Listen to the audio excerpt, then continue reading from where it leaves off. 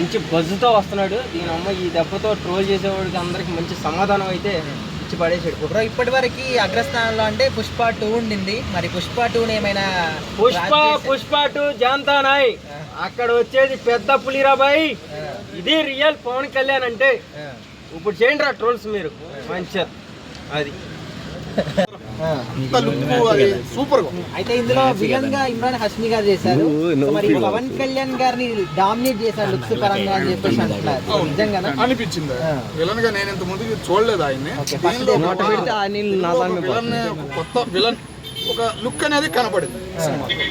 అంటే shirtless scenes ఉండొచ్చు అంటారా? మరి ఉండొచ్చు అన్న, సూపర్ ఉండిద్ది అనిపిస్తుంది. ఎందుకంటే స్పీడ్ తగ్గింది. పవన్ కళ్యాణ్ గారి స్పీడ్ అంటే ఆ సినిమా వేరేగా ఉండేది.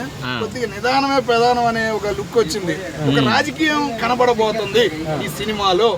సూపర్ హిట్ అయితే ఇద్దని ఒక ఆశ. గ్లిమ్స్ వరకు ఇంత సైలెంట్ గా ఉండి సినిమాలో మాత్రం బీభత్సం సృష్టిస్తాడు అనుకోవచ్చు. ఇంకా బీభత్సంగా ఉండిద్ది అన్న. పవన్ కళ్యాణ్ ఫ్యాన్స్ మొన్న బాధ మొత్తం ఈ దెబ్బతో పోయింది అనే లుక్ ఈ రోజు కనబడింది. అయితే డైరెక్టర్ సుజిత్ గారు పవన్ కళ్యాణ్ గారికి ఒక బీభత్సమైనటువంటి ఫ్యాన్ అన్నమాట. ఫ్యాన్ బాయ్ గా పవన్ కళ్యాణ్ గారిని ఎట్లా చూపించాలో 100% ఆయన సక్సెస్ అయ్యారు.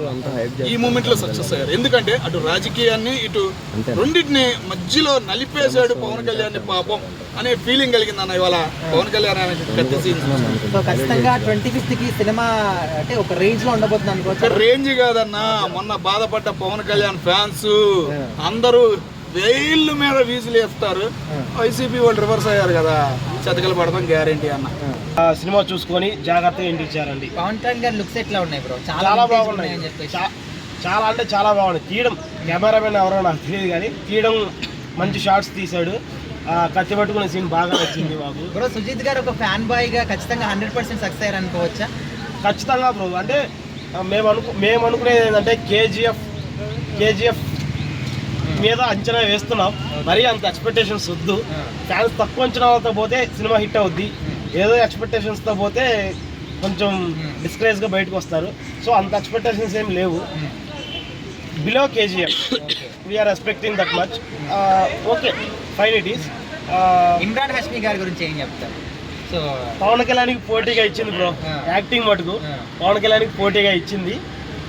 ఏ సినిమా అయినా చూసుకోండి హీరోనే హైప్ చేస్తారు. సో పవన్ కళ్యాణ్కి పోటీగా ఇమ్రాన్ హష్మి గారు ఖచ్చితంగా.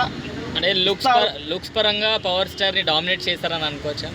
లేదు బ్రో, పవన్ కళ్యాణ్ని డామినేట్ చేసి అంటే ప్రీవియస్గా నేను చూసిన దాంట్లో డామినేట్ చేసిందంటే భీమా నాయక్లో రాణా గారు చేశారు. అట్లా ఏం ఉండదని ఈసారి మేము అనుకుంటున్నాం. అంటే ఇమ్రాన్ హాష్మి గారు డామినేట్ చేయలేదంటారా స్క్రీన్? చేయలేదు. మేము ఈక్వల్గా చేస్తారని మేము అనుకుంటాం. ఓకే.